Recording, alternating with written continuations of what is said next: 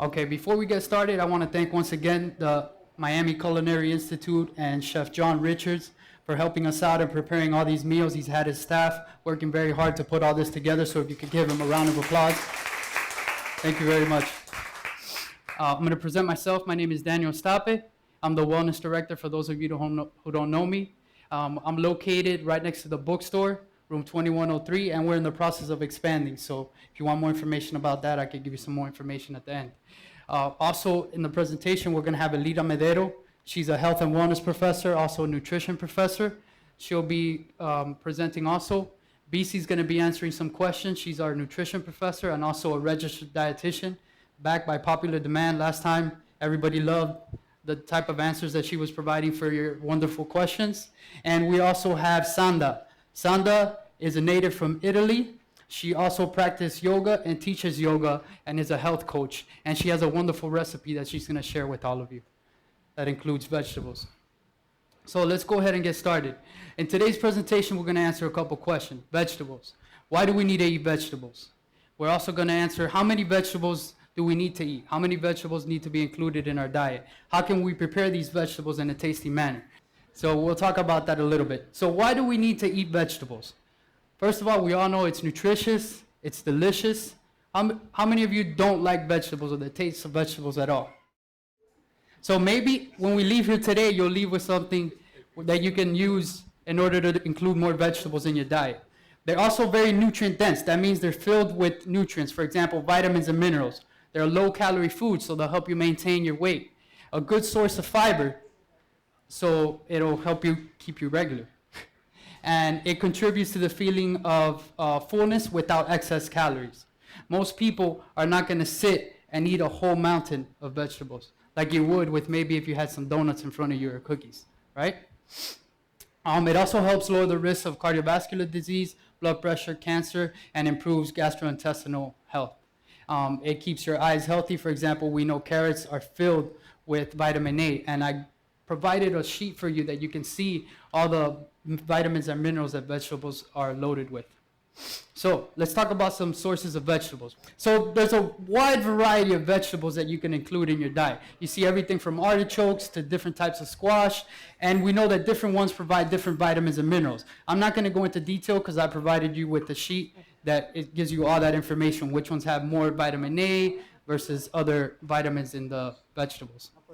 So what is the recommended daily intake for vegetables?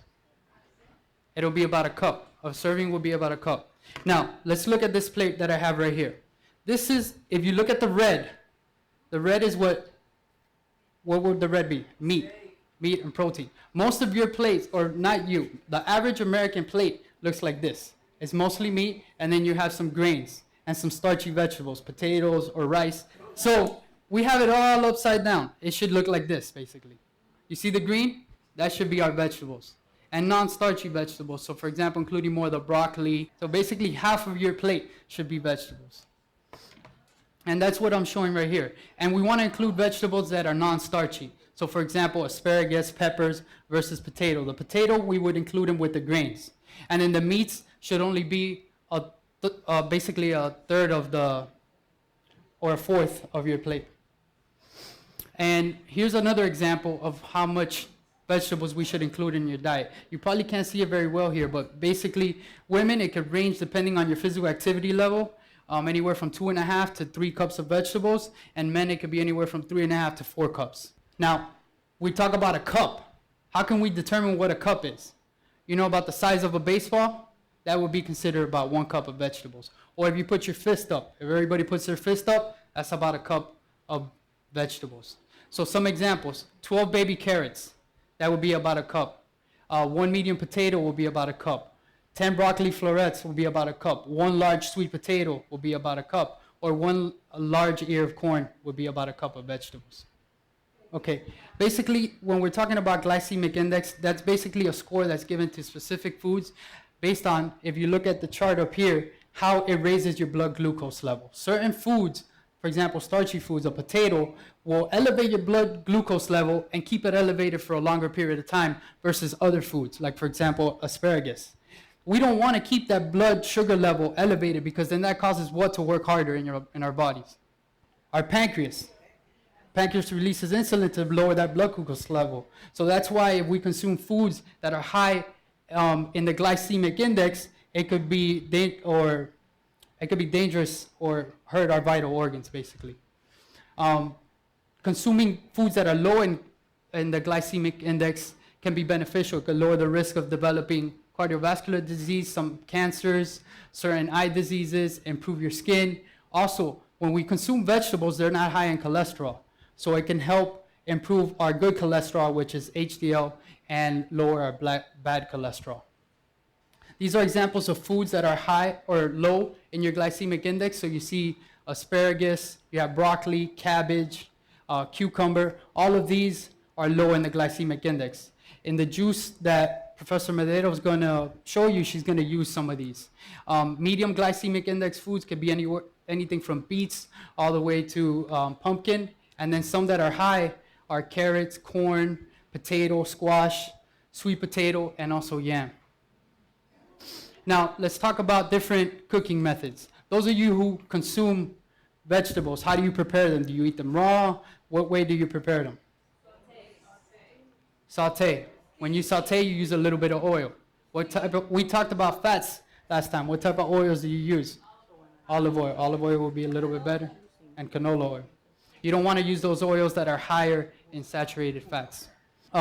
There's different methods. You have boiling. It takes the nutrients away. The nutrients that are in these vegetables tend to be water soluble vitamins. So what happens when you boil it, they go out into the water. And then when you're consuming the vegetable, you no longer have all those nutrients. Unless you use the water to make a soup or you drink that water. A better way to prepare them would be steaming. Steaming, it's not submerged in the water, so it's not going to be released. And then the vegetables stay a little bit harder. Then there's sauteing. They stay a little bit harder too. You're using some heat there, so you might lose some of the nutrients also.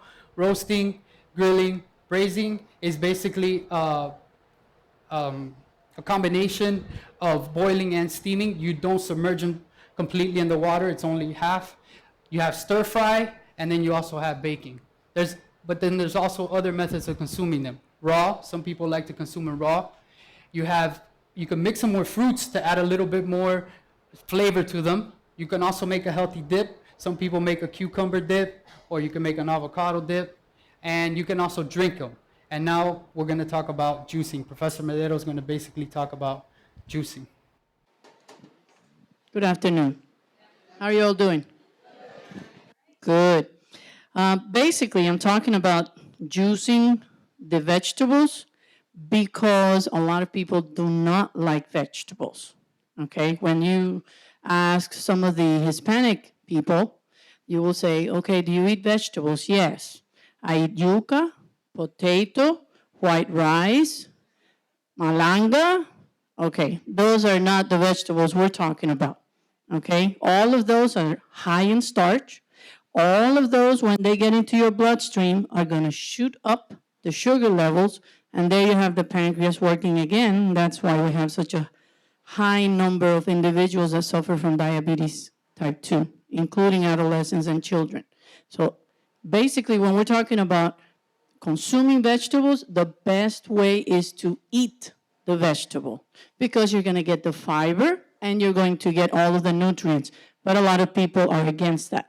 So what we can do with adults and with children is that we can combine some of the sweeter vegetables, like carrots, for example, okay, with perhaps a fruit that will give it a sweeter taste, and then you put all the good stuff, such as your cucumber, and you can put asparagus. You can use ginger, which is a wonderful root that you can use, and many, many, many of the other vegetables that can be consumed. You can drink it, or you can also, eat it, which is the correct way. So if you're looking at the benefits of juicing, okay, it's going to give you all the nutrients. It's going to, many of them have the antioxidants that we need. They're going to increase your energy. It's a quick way of getting good nutrition without sitting there and eating it. So if you were to look at the previous slide, you would see that with 1 cup of carrot juice, you are going to get the same as 5 cups of carrot or celery. So you get up in the morning, you get your juice extractor, you juice it, you drink it, you move on, you have 5 cups of that. Okay, so it's very, very, very beneficial. Cleanses toxins from your system. It also is going to be absorbed quicker into your body because you do not have to chew, swallow, digest. So the small intestine is going to absorb them a little faster. Okay? Now, some facts. Vegetable juice is not a meal. Don't use them for dieting, don't use them for cleansing, don't you drink that as one of the complements to your meal, not necessarily this is your meal. Okay? Also, you want to make sure that you wash them thoroughly, okay? Because many of them will be loaded with pesticides, and you have the ones that usually have the most. Now, you could peel these things, you could peel it, but then remember that on the outside, on the peel, you also have some very nice nutrients that you can get from it. First time juicers. A lot of people say, oh no, I don't like the taste. Okay, so you start out with these simple, okay, celery, fennel, cucumbers. You can start out with that, and you can always add your sugar. Okay, apple is what's recommended the most, but you can also use orange. But remember, the apple, the orange are fruits. So what's in these things? You're going to get the sugar. Okay, so you have to be careful with that. But for children, it would be a great idea for them to eat a cucumber while you're telling them that they're drinking apple juice. Okay? Other things that you can put once you adjust yourself to the juicing, these are some of the other things that you can put, the different lettuce, endive, spinach, etc. You can also use parsley and cilantro. They're very, very good in juicing. And if you say, well, I don't like the taste, you can add these things that make them a little bit tastier. We're talking about the lemons and limes, cranberry, ginger that we're using here, apples. You can combine all of those, okay? Suggestions. You want to drink your vegetable juice right away or within 20 minutes because the minute that the air hits it, oxidation, now you start losing your nutrients. So for example, this morning, because we were using this juicer and it takes like about an hour in order to make juice for all of you, then we had to make it this morning and we put it in the refrigerator, okay? But the ideal thing is for you to get up in the morning and get all these things and make the juice and drink the juice. That would be perfect. And if your stomach can tolerate it without you eating anything, you get up in the morning, you make it, you drink it, it's going to be absorbed. You're going to get all of those nutrients before any other food hits your stomach. But I said, if your stomach can handle it. Some people have problems with that, okay? Primarily, you want to use your vegetables and then add the little sugar from the fruits, but primarily vegetables. Organic, much better, more nutrition, and then you're going to have less of the problems with the wax and the pesticides. You want to use the stems, if possible. You want to use the whole thing, but make sure you wash it quite well. Okay? Now, what is the negative? Number one, that as you put more taste or the sugary taste that a lot of people like, you do increase your glucose level. Okay? Also, most of the products that you buy already in a bottle, they come from concentrate, they're pasteurized, which means that most of the foodborne pathogens are going to be gone. And when you pass this through, it's natural, but you're also bringing any type of bacteria. So that is why you want to make sure that you wash it very well. And also, if you look at this is some of the fiber that comes out. Now, this is the fiber that you should actually be eating. But you can also use this in soups and stews. You don't have to necessarily throw this out, okay? So that would be a negative, that you're not actually getting the fruit or the vegetable and you're not getting the fiber that comes with that. But other than that, it's all good. It's simple, it's fast, so it's very helpful. Okay, so what we're going to do now, I'm just going to quickly put some of these through the juicer, and then in the meantime, we're going to pour some of what we've done already and give you a sample for you to taste these, and then we'll continue on with the presentation from Sandra. Just push it down. Now, we cut this beforehand, but you really do not want to cut anything or juice anything before you actually make it, because again, oxidation. We want you to try it. It has carrots, which is high glycemic. It has sugar. Okay. But all of that sugar is natural. There's no sugar added. It has the apple. We got all of the cucumber, asparagus. So you're getting some good greens in there.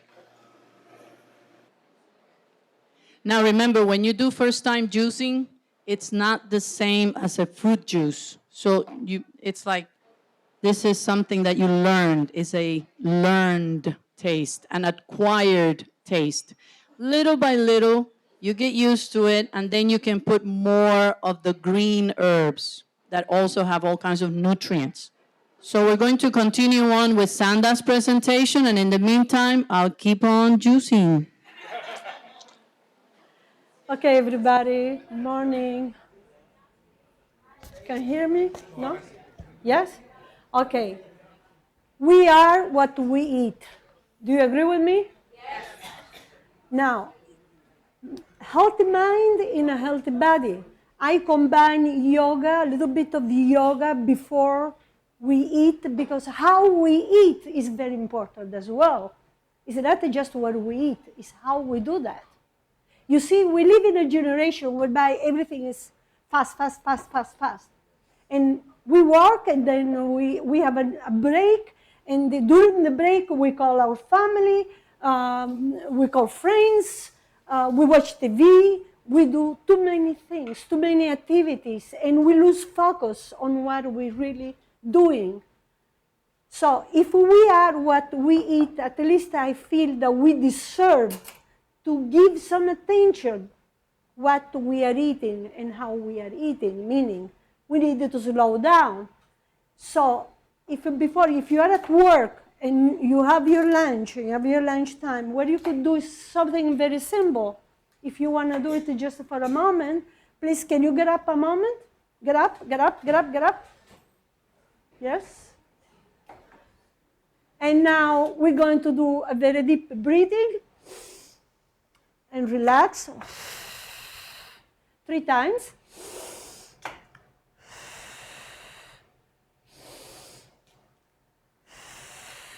And now you sit down and you close your eyes and you say, I disconnect. Come on, I want to hear you. I disconnect from all my responsibility, and I will allow all this nutritious food to heal me and to give me energy. And just relax and breathe. Focus on your breathing for a moment.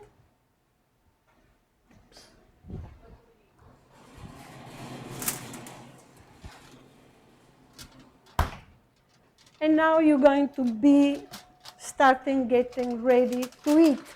And what I have done for you, ladies and gentlemen, is called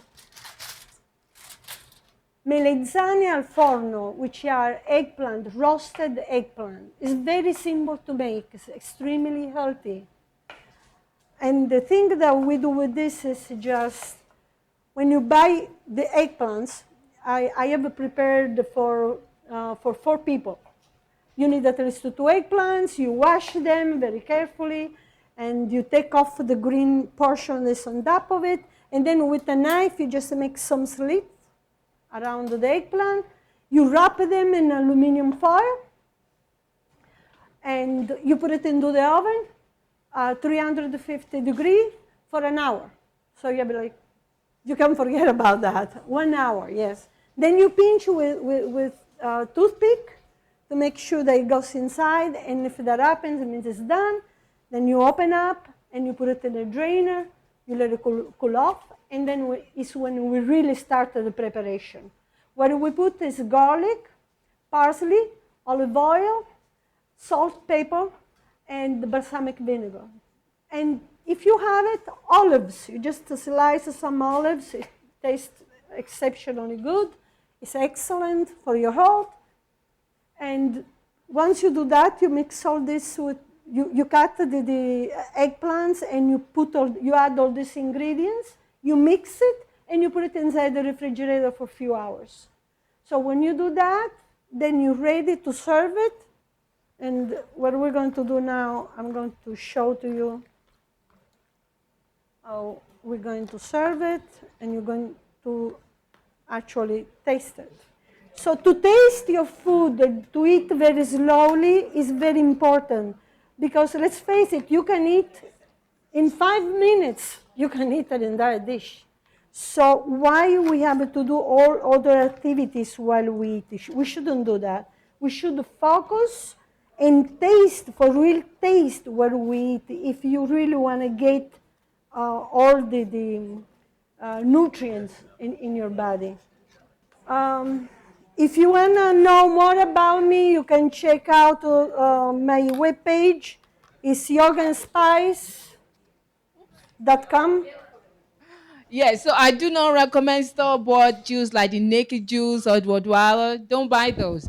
Remember, Elita said, unless you drink it within 2 hours, within 20 minutes, you start to lose nutrients. So when you buy the store-bought one, what you get in addition to your, juice is a lot of preservatives to make sure that your carrot juice doesn't taste like carrot juice that was made 3 weeks ago. So remember that the leader was showing you the waste product, or what we think, most people think is waste, the fiber and all of the other stuff. Inside the pump is a great deal. The majority of your water-soluble vitamins is actually there. The fiber that most Americans do not eat is there. And the same goes when you peel an apple. Don't peel an apple. Don't peel your mango. You're supposed to eat everything except for the seed inside. When we throw things like that away, we're throwing away good nutrients. But with the vegetables, is it better in the case of the vegetables, is it better not to cook them? There are some vegetables that humans can tolerate in the raw form, but not all of them, because the enzymes will change. So you don't want to overcook your vegetables, but you don't want to eat some things that are going to create a lot of roughage and will make you sick. Yes, fiber is great for you, but if you eat, for example, like the peel of a banana or an orange, you will get sick, even though it's loaded with fiber and vitamin A. So you want to be very, very careful. And if you're not used to eating raw vegetables, don't go home and start. Again, you're going to get a lot of GI discomfort, at least in the very first few weeks until you get used to it. You might want to start very slowly and start with the most benign kind of vegetables like broccoli, cauliflower, carrots, cucumber. Cucumber is great. It's loaded with a lot of vitamins, and it only has about 10 calories in one whole cucumber. You could try those. But there's nothing wrong with cooking your vegetables and then eating them. You're helping the enzymes to help you digest and absorb all of the nutrients that they contain, versus if you're eating them raw. And enzyme activities would differ from one person to the other based on your personal health and everything else that you're eating. This is what we're having for today's menu. The grilled turkey and cheese with herb goat cheese and your red pepper mayonnaise. You will also have an antipasti slider that has onion and garlic. And then you will have an assortment of vegetables that are either roasted, poached, or pickled. So you like it? There is so much you can do with vegetables. That's what I want to say. This program is brought to you by Miami Culinary Institute at Miami-Dade College. For more information about the schools and the culinarium program, please visit www.miamidadeculinary.com or call 305-237-3276.